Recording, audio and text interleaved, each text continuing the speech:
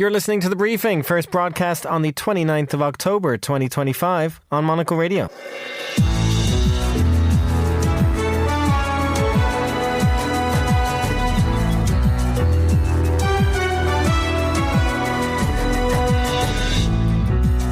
Hello and welcome to The Briefing, broadcasting live from Studio 1 here at Midori House in London. I'm Chris Chermak.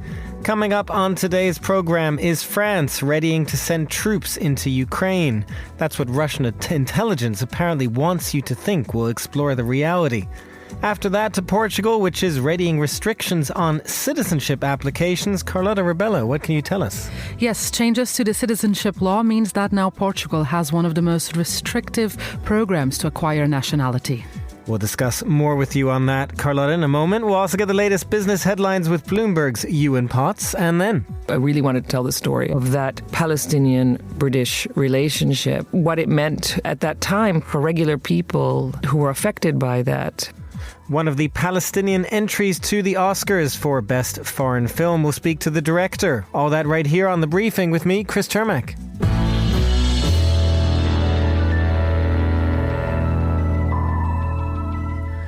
Welcome to today's briefing. We'll start the show in France because Macron's government is having to fend off claims that it's planning to send troops to Ukraine before a ceasefire is even reached. Russian intelligence accuses France of readying a move and warns that French troops would become prime targets if they arrived.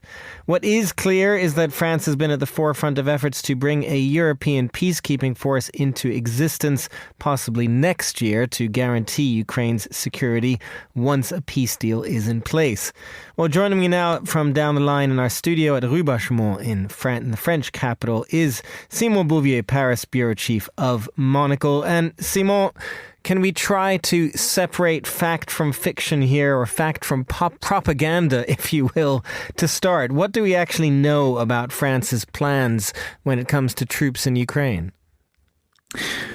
Bonjour, Chris. Well, we don't know that much more today than we knew yesterday, Chris. But one thing that is notable with regards to the timing of this Russian claim that France plans to send 2,000, and I quote here, Foreign Legion commandos, puzzlingly, apparently they would be a majority from South America. That's what the Russian propaganda claim is. There was a very similar story like this last year that said, we even used the exact same number, saying that the French were planning on secretly sending 2,000 troops into Ukraine. There's no proof of this. And if we take a step back, Chris, to answer your question, I think the risk of seeming like a co-belligerent fighting side by side with the Ukrainian soldiers and the implications that might have for escalation of this conflict are just far too great. The appetite for that kind of risk just does not exist, even in France, which is the most enthusiastic of European nations when it comes to providing military support to Ukraine. So really, this is the latest in a string of disinformation items and kind of attempts to destabilize France on the part of Russian military intelligence, because they know that they're going to be a key part of any kind of security guarantees for Ukraine once the war winds down. Well, and to that point then, Simon, as you say, France has been at the forefront of military support, and it's been at the forefront of this call for European security guarantees once some kind of ceasefire deal is in place. Just tell us more about that and where we stand, because even that obviously is not a given. It's not a given, but there has been a commitment from a number of countries from this so-called coalition of the willing that has been led by France and the United Kingdom. 26 countries, in fact, have pledged to deploy troops in Ukraine as a, quote, as reassurance forces or some kind of peacekeeping arrangement. Essentially, the whole name of the game here, Chris, as you know, is that the Ukrainians are a little bit nervous in the Trump 2.0 era, a little bit wary of relying on the United States for their security guarantees, even though that would obviously be their preferred option. And so they've turned to the Europeans to provide that. And I think that's kind of what Macron and Starmer and Volodymyr Zelensky are banking on, that the United States can live with selling American weapons to Ukraine and to European countries as long as they do the dirty work of providing these security guarantees. So as you say, it's still a bit murky what that might look like, because there is no ceasefire or peace deal in sight. But I do think that European countries, including France, are stepping up their level of military readiness and moving up their deadlines to be ready for that moment, because they see the kind of haste that President Trump is bringing to these peace negotiations. He seemed particularly eager to be seen as a peacemaker, at least in front of the cameras. It doesn't really matter as much to him whether the nitty-gritty, the details of how this is going to play out are already hammered out. He wants to be seen as having brokered deals. And I think the Europeans see that, and they think, we're going to be left holding the bag. So if we don't step up our readiness and increase our efforts, we're not going to be ready for that moment.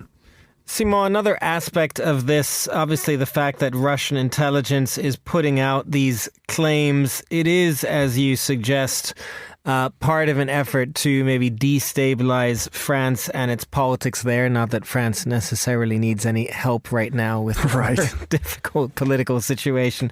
But nonetheless, I wanted to ask you separately, to kind of symbolize this, there's a trial opening of Russians accused of trying to destabilize French society by defacing a Holocaust memorial. How is that playing out in France?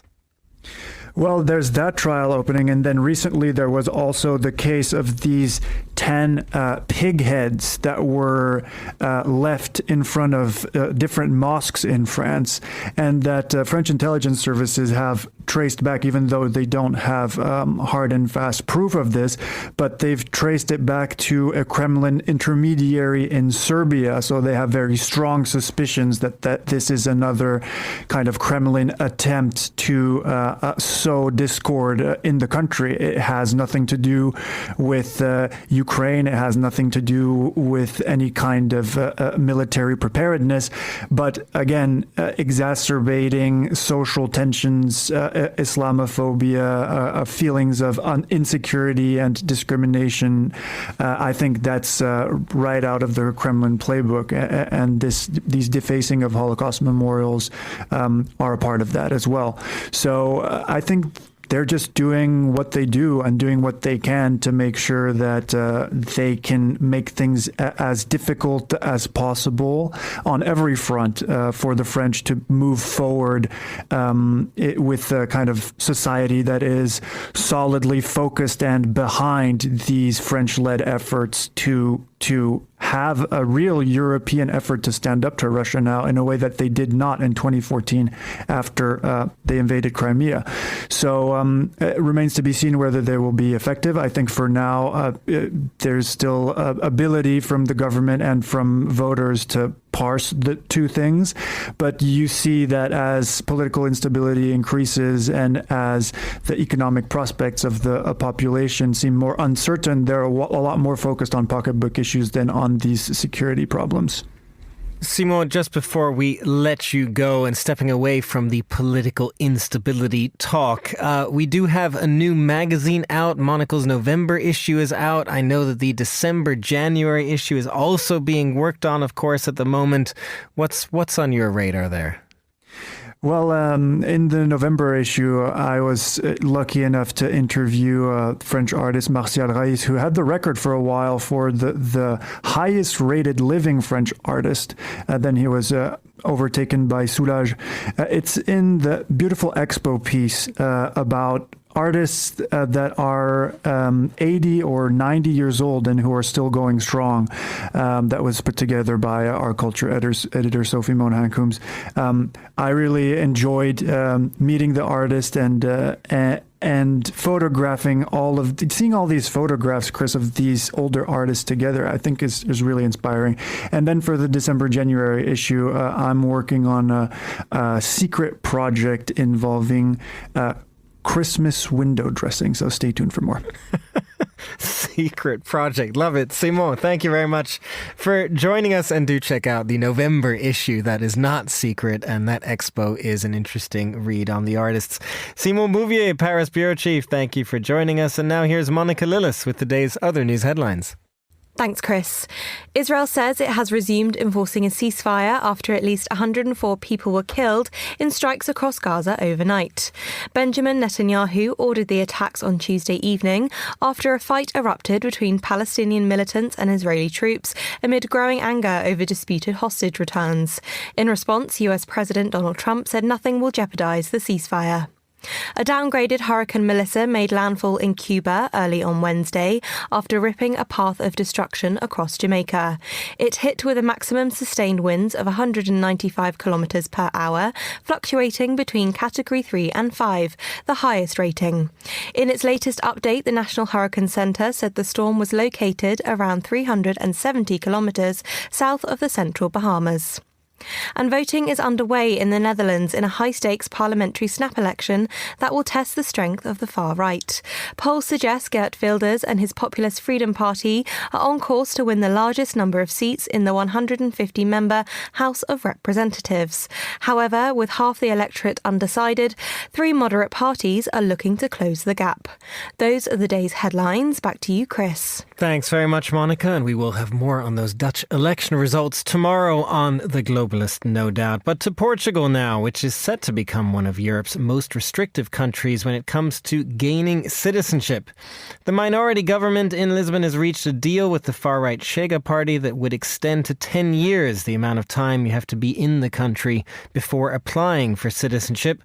There would also be additional language requirements, other restrictions, and joining me now in the studio to unpack all of this is Carlota Rebelo, Monocle Radio's executive producer, senior foreign correspondent, and resident Portuguese and British citizen, I now always have to say. Carlota, it's very important. It's very important. Given that you've gone through this process in reverse as becoming a British citizen, at which point you had to be here 5 years? I had to be here 5 years, but due to regular travels and a stint as our LA bureau chief, I applied after 12 years. So I've definitely earned my British passport. You have earned your British passport. You already had the Portuguese one, but if we go to that side of things, that is becoming more difficult. We have brought you on the show before to talk about different changes. A lot going on in Portugal in terms of right to work, etc. We've talked about visa restrictions before, but now they're going after nationality itself. Yes, this is part of the new nationality law that was approved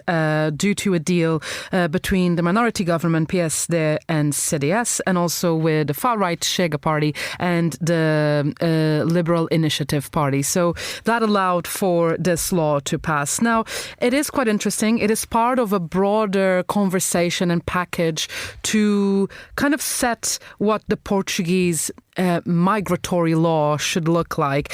Just a reminder that, you know, there's been the establishment of a new foreigner and border force within the national police force. There's been a new law regarding visa restrictions, as you mentioned, Chris, and the law of the nationality or citizenship is the latest move. Now, what this means in effect, the main change is the time frame. Up until now, overall, it was a reason of 5 years if you had to be a resident in Portugal, and then you could apply for citizenship. Now they have changed that. As of this month, it's a 10-year residency for requirement for most nations and most non-EU nationals. And then they've made an exception for EU nationals and also for citizens from the CPLP. This is the Community of Portuguese Language Countries, which has always had sort of a special regime within Portugal after the fall of the dictatorship and the Carnation Revolution. For DU citizens and CPLP citizens,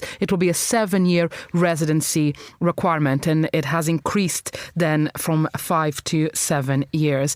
Now, it might not seem like much, but it is a signal of this shift towards more restrictive immigration. One of the other things that's up for discussion as well after passing this law is this law of return. And we've had similar conversations here in the UK, which is if people should lose their acquired nationality if they become criminals, if they break some laws, etc., and should be returned to their country. So that is the next step after this vote. Well, and Carlotta, as you mentioned, there's these discussions happening in a lot of European countries. Here in the UK, they're also thinking about extending the amount of time before you can apply for citizenship. But what's interesting about Portugal maybe is that so many people have moved there in the last decade or so, really. I mean, even just now we're seeing, I think it's a 36% rise in Americans moving to Portugal. Is this targeting them in some way? Has this been a reaction among the Portuguese or politicians to the people who are moving to Portugal right now? Is it sort of this feeling that it's fine if you live here, but don't become a citizen? It is definitely a reaction to the growth of anti-immigration sentiment that has been happening in the country.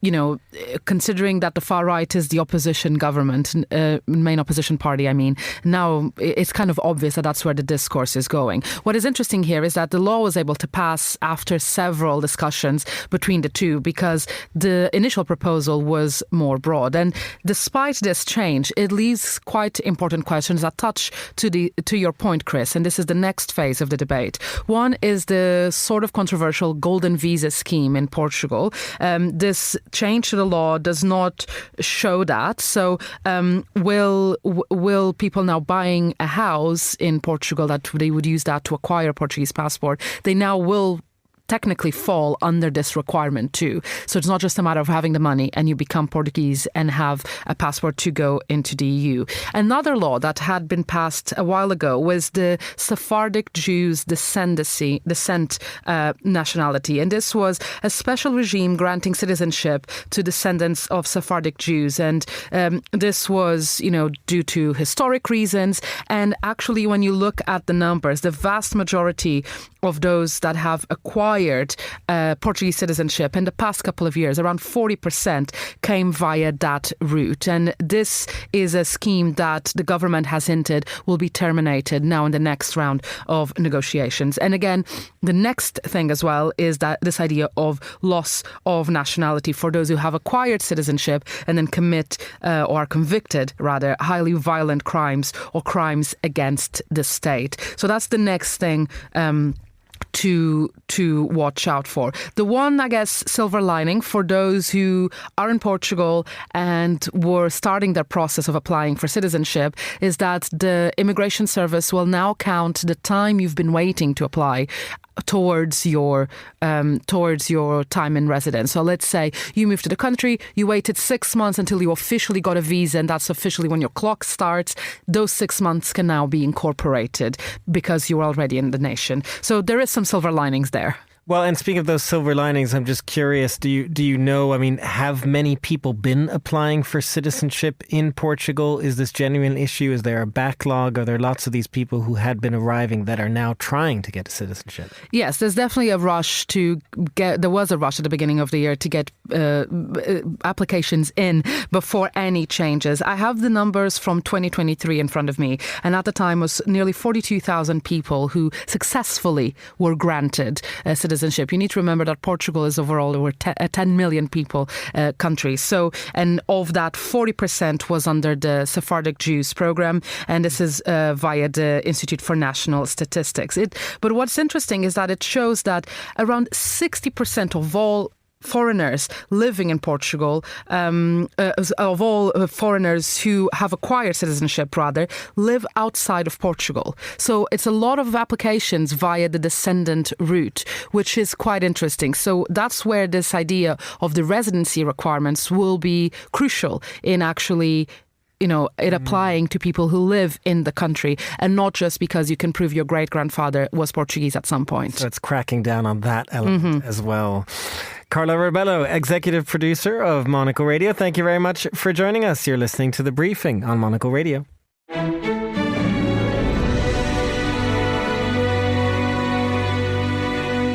And And it's time for the latest business headlines now with Ewan Potts from Bloomberg. Ewan, always good to have you on the show. No doubt tomorrow for markets, the China-US Xi-Trump meeting will be the big topic. But before that, we've got results from the world's biggest tech companies coming into focus. How high are the investors' expectations for this? Hello, Chris. Now, if you have a pension, a private sector pension, certainly, or maybe one in the public sector as well, most of your money will be invested in stocks. And most of that money will be invested in the United States. Now, fund managers like to do all sorts of clever things to justify their enormous salaries. But assuming the money is invested broadly according to market value, about 70% of it will end up in the United States. And a massive chunk of that will be in tech stocks.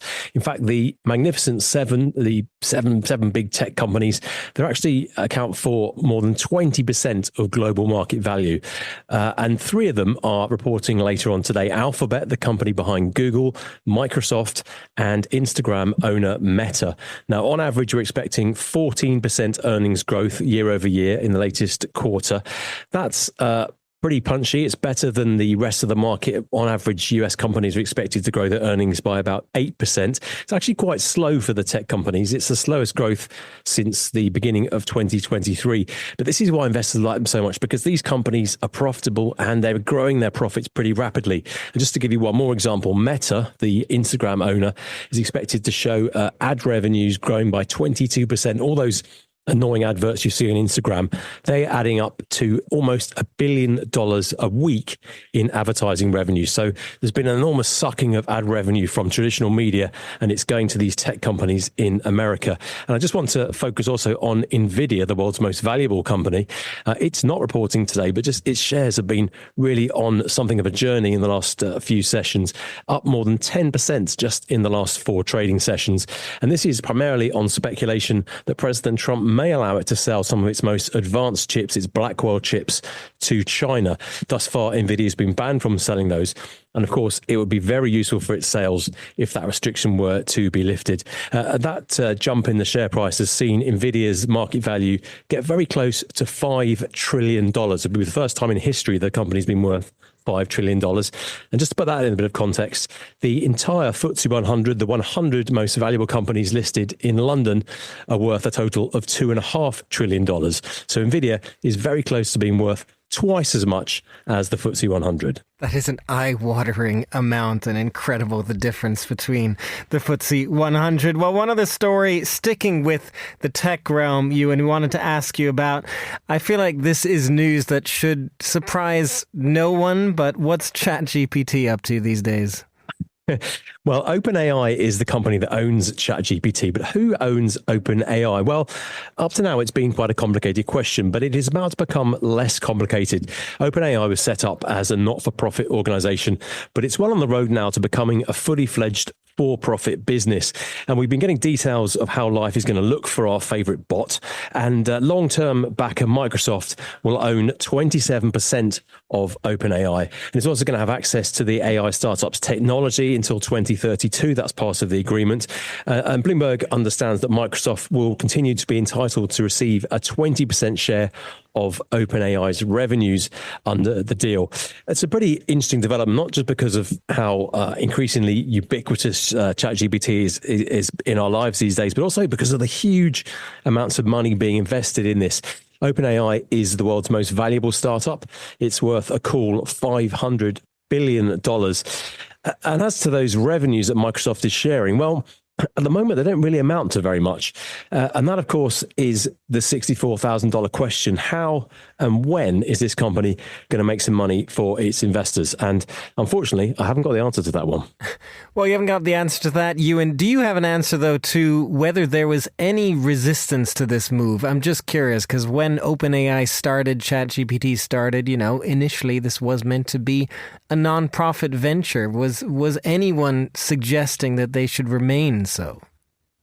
Yeah, it's been a long path to being a for-profit business, and it's not without some controversy. It was set up as it was supposed to be a sort of not quite philanthropic. What's the word? It was supposed to be for the wider good, and it's in the name, OpenAI. It's supposed to be technology which is shared with the world. So it has been a process. It's been a path over a number of years. And just according to sources we've spoken to at Bloomberg, it was actually Microsoft which was a bit of a holdout in this negotiation. Not, of course, because they didn't want it to be a for-profit business. I assume they did. But because there was a lot of haggling over the detail of how revenues will be shared and access to the technologies. Because, of course, we all know that ChatGPT's technologies are pretty impressive. And that algorithm and all the learning that's been done by ChatGPT is a very valuable commodity. And exactly who's going to own that, I think, was a complicated negotiation. But it does look like that's all been ironed out now, and a new path is ahead for OpenAI. Negotiations over the details, not over the principle. Bloomberg reporter Ewan Potts, thank you very much for joining us. As always, this is The Briefing.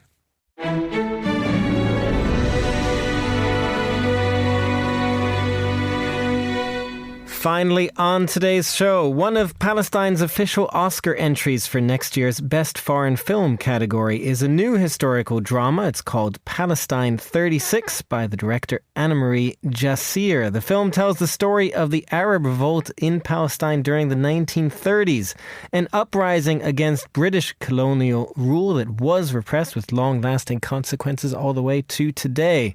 Monocle's Hassan Anderson sat down with the director, Anna-Marie, here at Midori House and began by asking why she had decided to focus on this moment in history now.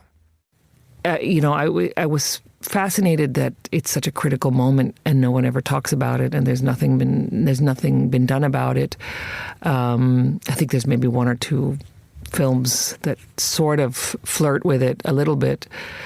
And for us, it's a huge moment. But it was also obvious, we were way before October 7th. It doesn't start on October 7th. It doesn't start even in 1967. It doesn't start. We're always talking about where does it start? And I was very interested in the whole cyclical nature of all of this, that my grandparents lived this, that my parents did, that I am, now my daughter is, and there's this. It's never ended. It's never ended. There's always, it's more like waxing and waning of a resistance and a resilience of a people.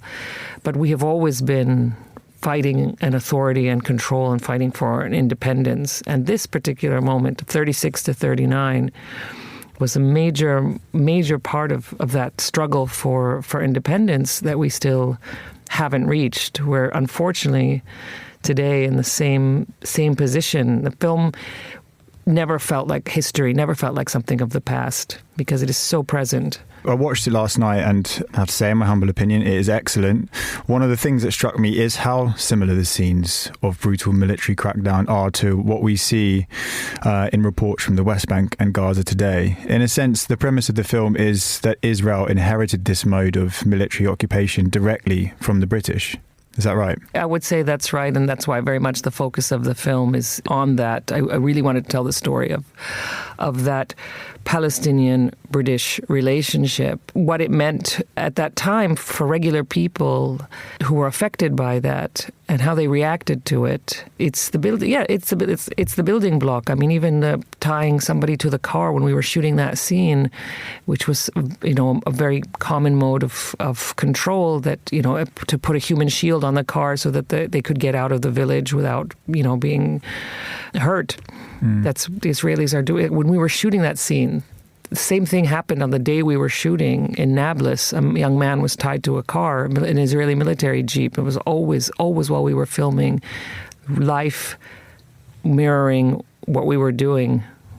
So you're fighting the infrastructure of an occupation whilst making a film about the origins of that occupation. Yeah. Was that motivating? Was it demotivating? I mean, did it spur you on to create something in a different way than you would have, do you think? I mean, I think, so we're used to working under very abnormal situations. And I think Palestinians are like amongst the most creative people on earth, because every day is like figuring out how to get your child to school, how to get to work, how to do this, how to catch a flight, because we're not allowed to have an airport, so we have to go to another country to use an airport. It's every day is creative solutions. So I think in a way we were used to it.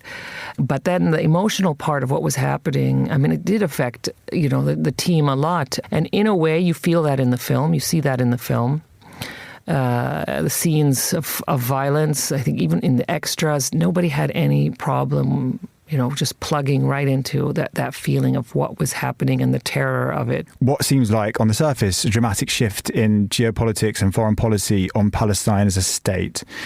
We've seen recognition by the UK, France, Canada, Australia, these big Western states that maybe would have been unfathomable, that move, even if it is symbolic. How much hope does that give you? How skeptical are you of any real progress being made? And what do you see the future of the Palestinian struggle being? Yeah, for me, there's just so much irony in the fact that 2 years into a genocide, we're talking about recognizing a Palestinian state. And I can't help but be cynical about that. Where has everyone been? And also, that's not the point. We are trying to fight for our freedom. We want to be a free people. I don't care about states. I don't care about this and that and all. It's not the point. The point is that we have been trying to fight for our freedom, to be a free people, not under military occupation, to live like everybody else as equal humans. That is the core of the Palestinian struggle. So all this talk about this or that, and it doesn't mean anything because it's not changing anything on the ground. We are still surrounded by checkpoints. We're still forbidden from movement. We still can't do anything. It means nothing at the moment. It will not mean anything to Palestinians unless there's an actual real change that we feel we are equals as anybody else and we live like anyone else. Palestinian film director Anne-Marie Jassir there in conversation with Monocle's Hassan Anderson. The film, Palestine 36, is out in the UK and Ireland now, with a US release expected in the new year. That's all the time we have for this edition of The Briefing. It was produced by Hassan Anderson. Our researcher was Joanna Moser, and our studio manager was Elliot Greenfield. The Briefing is back tomorrow at the same time. I'm Chris Chermak. Goodbye, and thanks for listening.